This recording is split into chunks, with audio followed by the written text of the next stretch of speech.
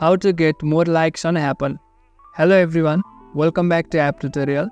In this video we will discuss how you can get more likes on the Happn app. So let's start. First of all, let me open the app and log into my account. When you log into your Happn account, you will come to the explore page like this. Now if you want to get more likes, there are a couple of ways that you can do. The first method is the organic method, in which you will have to create a good profile to get more attention and likes. For this, you will have to maintain your profile in an attractive way. You can use quality pictures of different situations or formats. You can nicely point out the interest and hobbies and other things. Even after making a good profile, if you are not getting likes, then it might be because your profile is not visible to other people. To solve that issue, you have the option to boost your profile.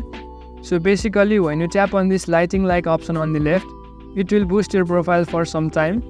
However, you will have to be a premium member in order to use this feature. So basically what it does is, it boosts your profile to all the people in your area and then shows your profile to them in priority. So it can increase the chances of you getting more likes as more people will see your profile. So by these ways you can get more likes on Happn. That's it for the video. Don't forget to subscribe to the channel for similar further videos and drop a like if you found this helpful.